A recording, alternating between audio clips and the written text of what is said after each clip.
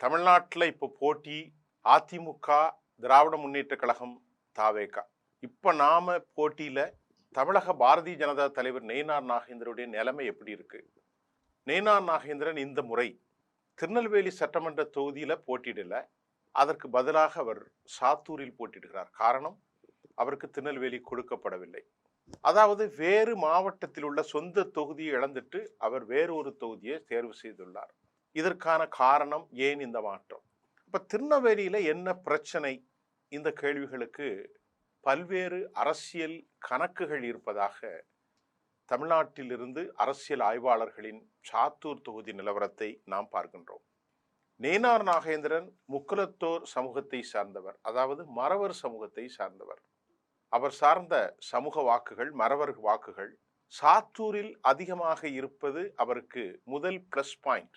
எனவேதான் எம்எல்ஏவாக வெற்றி பெற்ற திருநெல்வேலியில நயினார் நாகேந்திரன் மீது பல அதிருப்திகள் இருப்பதாக தகவல் தெரிவிக்கின்றன.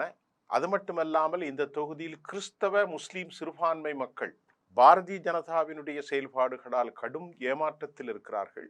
அது மட்டுமின்றி இங்கு போட்டியிடும் கூட்டணி கட்சிகளுக்கு பொதுமக்கள் மாறி மாறி வாக்களித்து வெற்றி பெற செய்வது ஒரு மரபாகவே மாறிவிட்டது. இது போன்ற விடயங்கள் நயினாரை மட்டுமின்றி அதிமுகவினுடைய தலைமையும் சிந்திக்க வைத்துள்ளது. தமிழகத்தில் ஆட்சியை பிடிக்க வேண்டும் என்ற கணக்கில் இருக்கும் அக்கட்சியினுடைய பொதுச் செயலாளர் எடப்பாடி பழனிசாமி கூட்டணி கட்சிகள் சார்பில் போட்டியிடும் முக்கியமான தலைவர்களின் வெற்றியை உறுதி செய்வதில் ரொம்ப கவனம் செலுத்துகிறார். சாத்தூரில் உள்ள 291 வாக்குச்சாவடிகளிலும் பாஜக சார்பில் பூத் கமிட்டி அமைக்கப்பட்டிருக்கிறது. அதாவது 291 வாக்குச்சாவடிகளில் கூடுதல் பிளஸ்ஸா அது பார்க்கப்படுகிறது. அதிமுக பாஜக கூட்டணியில் இடம்பெற்றுள்ள அமமுகவிற்கு சாத்தூர் தொகுதியில முக்குலத்தோர்கள் வாக்குகள் ஓரளவுக்கு செல்வாக்கு இருக்கிறது. இந்த கூட்டணிகளை பார்க்கும்போது 1,00,000 வாக்குகளுக்கு மேல் வந்துவிடும் என்கின்றார்கள் அனைவரும். 2024 மக்களவை தேர்தலில் விருதுநகர் தொகுதியில் பாரதிய ஜனதா சார்பில் நடிகை ராதிகா சரத்குமார் போட்டியிட்டார். அந்த தேர்தலில் அவர் 3வது இடம் பிடித்தார். அவர் பெற்ற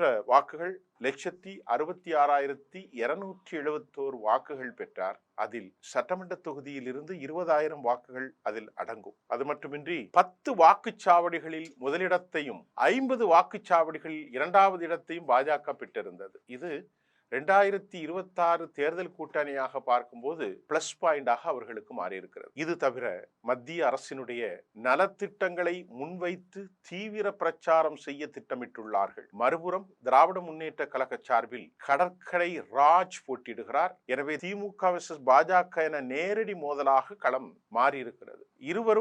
இவரும் கூட தொகுதிக்கு நன்கு அறியப்பட்ட முகம். 20 ஆண்டுகளுக்கு மேல் அப்பகுதியில் திமுக சார்பில் கட்சி பணியாற்றியுள்ளார் அவர். அந்த மாவட்டத்தின் அமைச்சராக இருக்கக்கூடிய KKSSR ராமச்சந்திரன் ரெட்டியார் சமூகத்தை சார்ந்தவர். தனிப்பட்ட முறையில் கிராமமாக மக்கள் மத்தியிலே மிகப்பெரிய நம்பிக்கை விதைத்து வைத்திருக்கிறார். ரெட்டியார் சமூகத்தை சார்ந்த சாத்தூர் தொகுதியில் உள்ள VIPக்கள், தொழிலதிபர்கள், சமூக தலைவர்களை சந்தித்து திராவிட முன்னேற்ற கழக தரப்பு வாக்கு சேகரித்து வருகிறது. 2021 திமுக ஆட்சியில் செய்த சாதனைகள் என்ன?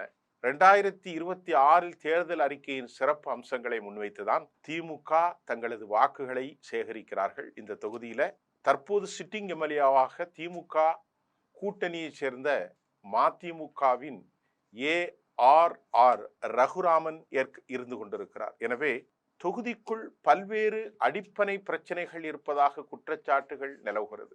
இதற்கிடையிலே ராதிகா சரத்குமார் பெற்ற வாக்குகள், அமமுகவின் பலம், முக்குலத்தோர் சமூக செல்வாக்கு ஆகியவை சேரும்போது 2026 இந்த ரேஸில் நயினார் நாகேந்திரன் ஒரு அடி சற்று முன்னேறி இருப்பதாகவும் தகவல்கள் வெளியாகி இருக்கின்றன.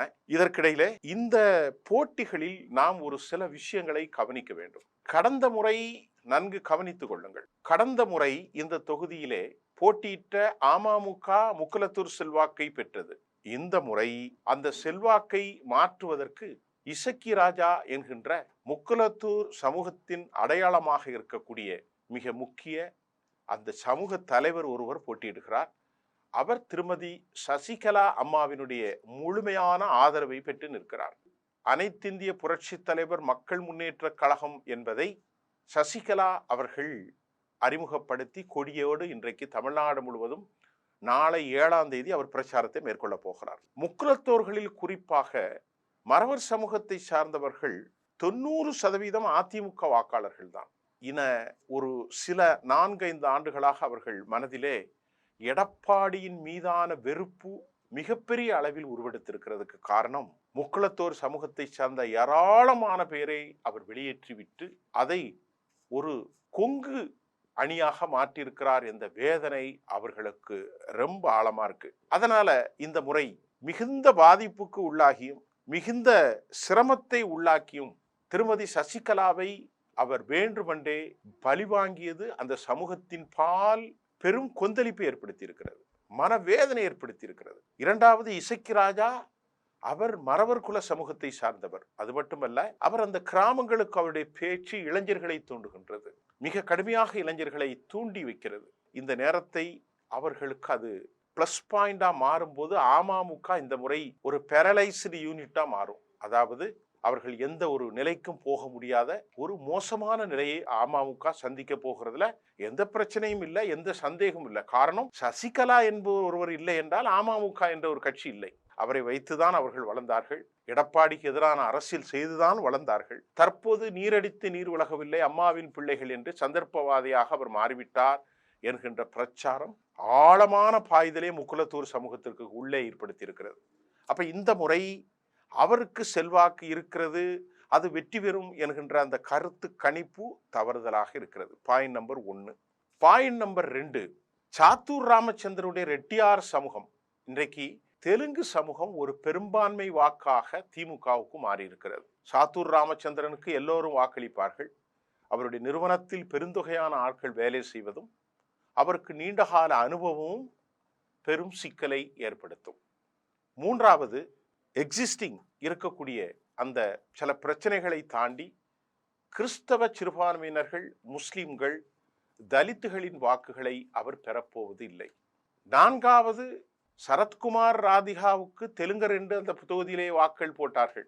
2024 மோடியா ராகுலா என்ற அடிப்படையில் மோடிக்கு போட்ட வாக்குகள், அதை வைத்து முன்னணி என்று சட்டமன்ற கணக்குகள் எப்போதும் தமிழ்நாட்டில் நாடாளுமன்றத்திற்கும் சட்டமன்றத்திற்கும் பொய்ப்பித்துத்தான் இருக்கிறது. இந்த செய்திகளை எல்லாம் நாம் பார்க்கிற போது சாத்தூரில் முக்குலத்தோர் வாக்குகள் இழக்கப்படுகிறது, அமமுக செயலிழக்கிறது. தெலுங்கு வாக்குகளை சரத்குமாருக்கு விழுந்தாலும் அது இந்த முறை அதே விருதுநகரிலே தேமுதிக அவருடைய மகன் நிற்கின்றார். ரெட்டியார் சமூகத்தின் வாக்குகள் பெரும்பாலும் இருக்கிறது. இஸ்லாமியர்களும் மதச்சிறுபான்மையினரும் கிறிஸ்தவர்களும் நெய்னாருக்கு வாய்ப்பாக இல்லை. ஆனால் ஒரு பலம், பணம் தண்ணிப்பட்ட பாடாக இங்கே இரண்டு பக்கமும் அடித்து நொறுக்கப்படுகிறது. பூத் கமிட்டியில வலுவாக இருக்கிறார்கள். என்னை கேட்டால் இந்த போட்டி கடும் போட்டியாக இருக்கிறது, அதுல எந்த டவுட்டும் இல்லை. ஒரு மார்ஜின்ல டிஎம்கே இதில் ஜெயிக்கலாம், ரொம்ப குறைந்த வாக்கு வித்தியாசத்தில் வெற்றி பெறலாம். இதை தாண்டி விஜய் என்கின்றவர் ஏற்படுத்த போகிற தாக்கத்தை பற்றி எந்த ஒரு புரிதலும் தகவலும் நம்மள்கிட்ட இந்த தொகுதியில இல்லை. நாயுடு சமூகம் நிறைய பேர் இருக்கிறாங்க, முக்குலத்தோர் நிறைய பேர் இருக்கிறாங்க, முஸ்லிம்கள் நிறைய பேர், கிறிஸ்தவர்கள் இருக்கிறார்கள், தலித்துகள் இருக்கிறார்கள். எல்லாம் ஒரு குழப்ப நிலையில் தான் இருக்கிறது. போட்டி கடுமையாக இருக்கிறது. யார் வெற்றி பெற்றாலும் சிறு வித்தியாசம்தான். அதில் கொஞ்சம் முன்னணியில டைம்ஸுடைய கட்டுரையை தாண்டி நமது பார்வை திமுக கொஞ்சம் இழுபறியில் இருக்கிறது. போட்டி கடுமையாக இருக்கும் என்பதுதான்